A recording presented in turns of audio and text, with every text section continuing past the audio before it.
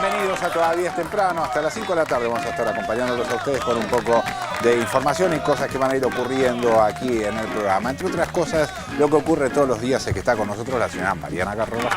¿Qué tal, Lucho? ¿Cómo estás?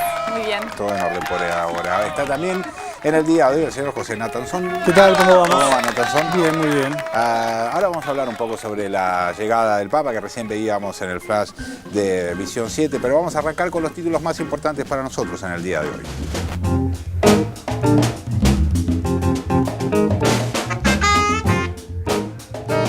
El invierno es así. El frío polar continuará al menos hasta el miércoles en Capital y provincia de Buenos Aires. El Servicio Meteorológico no descarta que pueda nevar en la costa atlántica y en la zona de sierras bonaerense. En la mañana de hoy, la sensación térmica fue de menos de 1 grado bajo cero. Agenda papal y social. La llegada de Francisco a Brasil revoluciona Río de Janeiro. El debut internacional del primer papa latinoamericano en el país con más católicos convoca a millones de jóvenes de todo el mundo. La expectativa se centra en la renovación que podría impulsar Bergoglio a partir del llamado Evangelio Social. Balas de primera. Un nuevo enfrentamiento a tiros en la interna de la barra de Boca dejó 2 muertos y varios heridos. Los grupos que luchan por el control de la 12 se tirotearon ayer en las inmediaciones del estadio de San Lorenzo, antes del encuentro entre el local y Boca por la Copa de Invierno. Hubo más de 90 disparos. El partido se jugará el miércoles. Discriminación y muerte. Falleció un vecino de la Villa 15 porque la ambulancia del SAME nunca llegó para asistirlo. El hombre de 59 años, aparentemente herido durante una pelea, tuvo que ser trasladado por los vecinos, pero falleció antes de llegar al hospital. Hubo protestas e incidentes entre habitantes del asentamiento en Villa Lugano y la policía. Bueno, muy bien, estas fueron las noticias del día de hoy. Una de ellas, muy reciente, tiene que ver con la llegada del Papa a Río de Janeiro. Recién veíamos ahí, estamos viendo algunas imágenes, ya está subido al automóvil que lo va a transportar hacia una residencia donde va a estar una semana el Papa allí, José, ¿no es cierto? Sí, esta es la primera visita del Papa a Brasil. Es muy importante, digamos, una visita que estaba planeada desde antes. Brasil es el país con más católicos del mundo y el Papa llega en un momento particular de la historia política, del momento político de Brasil, en un momento de mucha ebullición, después de una larga serie de manifestaciones. Hubo mucha preocupación también sobre si no podía suceder que las manifestaciones se convirtieran o tuvieran algún ribete violento en estos días. En la visita del Papa hay que ver cómo está manejando esto el gobierno brasilero, que dispuso un operativo de seguridad enorme, ¿no? Mirá la cosa que le están cantando los jóvenes sí, no al Papa. entiendo bien qué es lo que le cantan. Ciudad maravillosa. Le están dando la bienvenida. Está dando la bienvenida. Va a participar de la Jornada Mundial de la Juventud. Vos sabés que, como decían al principio, Brasil es el país del mundo con mayor cantidad de católicos. Sin embargo, también en Brasil, como en otros países del mundo, van perdiendo adeptos el catolicismo. Hay una encuesta que se dio a conocer en estos días que de 125 millones pasó a 123 millones de católicos en el último decenio. Y los protestantes, las iglesias protestantes en Brasil aumentaron, especialmente las pentecostales, de 26 millones a 42 millones en el mismo lapso, en una década, un montón, casi duplica la cantidad. Y de alguna manera se supone que Francisco va allí en un viaje que, como decía José, estaba previsto desde la gestión, como uno podría decir, de Benedicto XVI, a tratar de captar, ¿no? Hacer proselitismo, porque de eso se trata también lo que hace la Iglesia, a tratar de captar más fieles. Sí, un auto austero, podemos decir, ¿no? El que se vio por lo menos el Papa móvil. Sí, no va a ir blindado, que ese es el gran tema. Eso parecía, por lo menos el auto en el que se subió recién era un auto de circulación, vamos a decir así, normal, en el mercado automotriz. Sí, sigue la política de gestos. De gestos. Incluso en el avión en el que se trasladó al Italia tenía agua de la canilla. No sé. Agua de la canilla. No creo. Estamos en condiciones de decir que el Papa tomó agua de la canilla. Pero sí, le habían ofrecido en el avión donde solían viajar los pontífices, donde le arman una habitación con cama incluido, porque el viaje puede ser extenso. En algunos casos los papas son gente mayor, ¿no? Y entonces después tienen largas jornadas de actividad. Y él dijo no, que quería viajar en un avión común, digamos, ¿no? Con esos privilegios. De todas maneras, en estos gestos que sí Francisco nos tiene por ahora acostumbrados y sorprende por su austeridad, que de esto se caracteriza. De hecho, donde vive habitualmente no es en el palacio donde ocupan los papas, sino se quedó con una habitación que hemos visto fotos también muy austera. No esperemos gestos que tengan que ver con una apertura de la iglesia, en los temas que creo que le interesan a los jóvenes o les pueden interesar, que tienen que ver con la situación de la mujer dentro de lo que es la iglesia, temas que tienen que ver con las sexualidades, el tema del aborto o del divorcio. Bueno, las posiciones de la iglesia son las mismas, ¿no? En este caso no esperemos que haya apertura. Ojalá lo hubiera, ¿no? Ojalá lo hubiera. Va a ser una noticia obviamente durante toda la semana la visita del Papa allí a Brasil. Están previstas reuniones con distintos presidentes de la región. Hay varios invitados de parte del gobierno de Brasil a distintos presidentes de la región. Se supone que va a haber una reunión en ese sentido. Me imagino que a lo largo de esta semana vamos a ir teniendo información también sobre la reunión que está viendo en este momento con el grupo de juveniles. Es el 28º. Sí, Jornada Mundial de la Juventud. Exactamente, que es como un clásico, digamos, de la iglesia que cada tanto hace, y en este caso fue elegido Río de Janeiro. Ahí vemos el auto. Sí, por ahora es poco atractiva la imagen, digamos, sí, ¿no? Un auto que va por una ruta. Un auto normal, digamos, sí, un auto es muy normal, distinto a lo que se suele ver de una llegada papal. O sea, se ve es más, parece el auto más barato de la caravana, ¿no? Sí. Está bueno eso. Va a ir a una favela, entre su agenda sí, tiene, además de esa peregrinación al santuario de Aparecida, va a ir también, está previsto, a una favela, ¿no? Sí. Bueno, vamos a seguir manteniéndolos informados respecto de este tema. Seguramente está previsto de parte del noticiero algún flash a propósito de este tema. Vamos a pasar a una lamentable noticia, tiene que ver con la situación que se vivió en el día de ayer frente a un partido amistoso que iba a jugar Boca contra San Lorenzo, y empezó una cosa de tiros.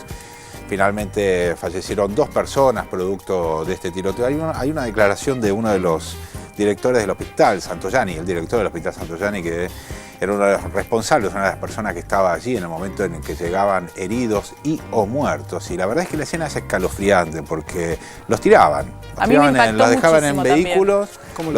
Arrojaban los cuerpos. Venía un auto, dejaba el cuerpo de un tipo herido o muerto y se escuchaban las ruedas. Como las mafias, bien mafioso, ¿no? Es realmente preocupante porque además es una situación que, como todos sabemos, se viene repitiendo alrededor de esto, que no es fútbol, es violencia solamente. Estamos con Ezequiel Fernández Mur, que es periodista de la agencia ANSA y del Suplemento Deportivo de la Nación. Ezequiel, muchas gracias por atendernos, viejo. ¿Cómo va, Luciano? ¿Cómo estás? Bien, yo la verdad es que con cierto impacto alrededor del tema, porque me imagino que no es algo que tienda, digamos, la violencia no es algo que tienda a deteriorarse, a bajarse en sus niveles de agresión, sino todo lo contrario. Es como que cada vez se ve más, y en este sentido quería preguntarte tu opinión, si te parece, cuáles son los mecanismos que están fallando como para que una situación de esta naturaleza y frente a la descarga, entiendo también de parte de algunas políticas de seguridad, frente a estas cosas, lo que está ocurriendo es que va aumentando cada vez más la violencia, ¿no? Sí, si querés hay 2 datos que grafican por ahí lo inexplicable de todo. Si retrocedemos al año pasado, cuando lo liberaron a Diceo, que era líder de la barra de Boca, yo recuerdo la imagen, es más, la pasaron en las últimas horas por varios noticieros. Sale Diceo de tribunales y frente al Palacio de los Tribunales, 20 más o menos seguidores de Diceo cantan: a los traidores los vamos a matar. Claro. Es decir, están avisando el delito en la puerta misma del Palacio de Justicia, ¿no? Estas cosas, esta impunidad que logra el fútbol para que sucedan este tipo de cosas, cuando luego se concretan, además no quedan en meras amenazas, ¿no? Son las que sorprenden, lo mismo que sorprende que yo escuché al secretario de Seguridad, Berni, diciendo que no se puede hacer inteligencia interna por cuestiones legales, pero una cosa es la inteligencia que no se puede hacer por cuestiones legales, que viola realmente la ley, y otra cosa es no leer los diarios. Digo, salió en el diario Clarín, el mismo día domingo, el aviso de que había versiones de que podía haber un enfrentamiento grave. Eso no se requiere una gran inteligencia. Entonces, si lo sabíamos los periodistas, o el periodista de Clarín al menos, es que había un aviso de esto, y había sucedido antecedentes. Una semana antes en La Plata también ya había habido algún encontronazo. Es decir, falta evidentemente un seguimiento, un interés por atacar mejor el problema, ¿no? Ezequiel, Mariana Carvajal te saluda. ¿Cómo estás? ¿Qué tal, Mariana? ¿Cómo estás? estás? Ahora, ¿cuál es la solución? Porque uno ve esta escena y dice, bueno, son enfrentamientos entre fracciones que se están disputando el poder y negocios dentro de una barra brava, en este caso de Boca, pero se ven en otros equipos también. Por otro lado, se ven dirigentes de estos equipos de fútbol, de estos clubes, involucrados también en los negocios, pues están siendo investigados por la justicia, entregando o entradas o carnets para que puedan revender o hacer su negocio estas propias barras, ¿no? ¿Cuál pensás que es el camino si hubiera una decisión política de enfrentarlos? No soy dirigente, pero se me ocurre que si tuviésemos muchos canteros, digo por el presidente de Independiente, no digo en sí por la persona, pero sí por la actitud, por la decisión inicial de romper con la barra, de llegar a un club, al poder en el club, a la presidencia del club, con el acuerdo de los socios, con el voto de los socios, no de los barras. Entonces, cuando llega un presidente al que lo apoyan todos los socios y el compromiso de ese presidente es que el club sea de los socios y no de los barras, cuando queda en un compromiso individual y aislado, sucede lo que sucedió, ¿no? Cantero quedó solo. Cuando eso se convierte en un acuerdo que exija, que imponga obligaciones a los clubes, que imponga castigos si no se respetan esos acuerdos, me parece que eso sería más interesante. Una lucha individual no tiene sentido, y la lucha individual no debe ser solo del fútbol, porque me he conocido alguna vez dirigentes que sí han querido combatir a los barras, pero encontraron que los barras tenían compromisos mayores, es decir, desde sindicatos a políticos, a policías, hay barras de Boca que han compartido abogados con jefes policiales, por ejemplo. ¿A quién le importa o a quién le interesa darle poder a los barras? Y a ver, los barras, primero los barras ¿viste cuando en política se dice controlar la calle? Y bueno, los barras te controlan la tribuna, ¿no? Si el equipo pierde algunos partidos seguidos y vos necesitas un poco de paz para que la furia de los hinchas no se traduzca en violencia, y bueno, los barras te dicen que te controlan la tribuna. Entonces, a cambio de ese control exigen. ¿Y qué exigen? Y exigen entradas, dicen que nadie como ellos quiere el club, entonces ellos acompañan al club a canchas difíciles, y apoyan al club al equipo en canchas difíciles, y ese apoyo se ha convertido en un negocio. Con los años, lo que creía ser el apoyar por romanticismo, porque somos los únicos que queremos al club, porque los jugadores, los dirigentes y los técnicos se terminan yendo y nosotros somos los únicos que quedamos, lo que parecía ser esa cosa romántica del hincha, como aquella película, bueno, terminó convirtiéndose en un negocio de unos pocos, que son los que se adueñaron de lo que sería, de lo que se llama la fiesta del fútbol. Creo también que hay una responsabilidad del fútbol en general en el espectáculo del fútbol. Se fue desplazando del campo a las tribunas, me parece. Hemos perdido calidad en el juego y pareciera ser que el espectáculo central está en las tribunas. Entonces, la pasión del hincha, que se refleja casi siempre en ese folclore de la barra brava, y lo digo todo esto entre comillas, es lo que se advenió como cosa central del espectáculo. Es decir, perdimos calidad en el juego, pero no el espectáculo. El espectáculo sigue siendo de los hinchas. Miren que en ningún lugar se alienta tanto como en Argentina. Está bien, puede ser bonito, pero eso no es solo el fútbol, ¿no? Está clarísimo. Ezequiel, muchísimas gracias por tu tiempo. Te mandamos un abrazo desde acá, viejo. Abrazo enorme, gracias. Chau, hasta luego. Ezequiel Fernández Mur, entonces periodista de la agencia ANSA y del Suplemento Deportivo de la Nación, comentándonos su perspectiva respecto de los incidentes gravísimos en el día de ayer, que por cierto suspendieron el partido y demás. Vamos a pasar a otro tema. Estaba fuera del resumen que presentamos al principio. Tiene que ver con la situación del general. Digamos, hasta ahora... general, pero sí, todavía no llega a ser jefe del ejército, porque está en tratamiento justamente su pliego de ascenso para convertirse en jefe del Ejército de la Nación. Hoy a la mañana estaba la Comisión de Acuerdos del Senado dispuesta a tratar este pliego, y en ese contexto apareció una carta muy importante de parte del CELS diciendo, el CELS, el Centro de Estudios Legales y Sociales, que trabaja temas de derechos humanos en la República Argentina desde hace muchos años. Esa carta lo que sugería o lo que indicaba era a la comisión que no acepten el pliego de ascenso del general Milani a jefe del ejército. Para comentarnos este tema, Nathanson. Sí, la carta del CELS básicamente le pide a la Comisión de Acuerdo del Senado que rechace el pliego de Milani. La comisión, a partir de esa carta, que fue enviada a todos los senadores de la oposición y del oficialismo, pidió un cuarto intermedio, o sea que está sesionando, pero en cuarto intermedio, que está como interrumpida, entre paréntesis, la sesión, a ver si toma una decisión. La carta, lo que dice básicamente, el comunicado del CELS, dice que hay, digamos, indicios importantes de que Milani tiene algún tipo de responsabilidad con la represión ilegal en 2 casos. Uno, el de Ramón Olivera, que es este testigo riojano que dice que Milani secuestró a su padre, fue el encargado de secuestrarlo y llevarlo al lugar donde lo detuvieron, y que dice que también participó de un interrogatorio judicial que le hicieron a él mismo, a Ramón Olivera, en La Rioja, tratando de forzarlo a que se declare como parte del ERP.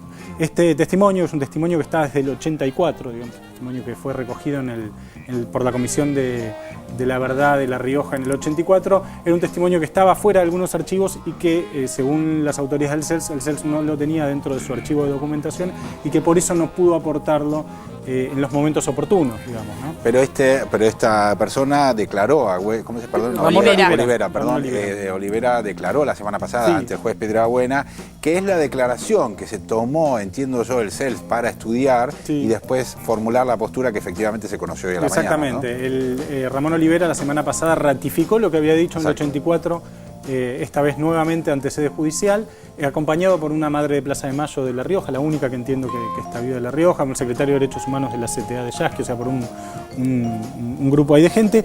Y hay otro punto que es interesante, el comunicado del CELS, que tiene que ver con Alberto Ledo, que es un conscripto que estaba desaparecido, al cual Milani dijo que nunca conocía, pero el CELS aportó hoy un documento que entiendo yo que no estaba en las denuncias previas y que esto sí es nuevo según lo que pude ver, en el cual es Milani el que firma la supuesta deserción de Ledo. Aclaremos que en el proceso muchas veces los conscriptos que eran detenidos y luego asesinados, o torturados y luego asesinados, se los declaraba como que habían desertado, ¿no?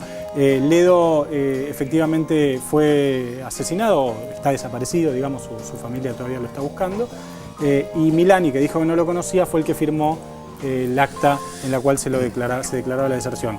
La cuestión informativamente es que la Comisión de Acuerdos del Senado está en cuarto intermedio a la espera de tomar una decisión. Todos suponemos que está el Gobierno Nacional y la Presidenta viendo qué hace con esta nueva decisión, y que hay un pedido muy contundente del CELS pidiendo que rechacen el pliego del jefe del ejército. Sí, ayer justamente Horacio Berbisky, que es quien dirige el CELS, publicó en el diario La Nación una columna, en el diario Página 12, perdón, porque antes le había contestado a La Nación, pero en Página 12, donde él daba razones por las cuales decía que no conocían antecedentes que invalidaran el nombramiento de Milani, pero en el último párrafo le pedía que se hiciera un paso al costado, ¿no? Que saltara como fusible, sí, que no utilizara el paraguas de la presidenta para... Sí, ¿era paraguas o para rayo? O fusible, fusible, exactamente. Sí.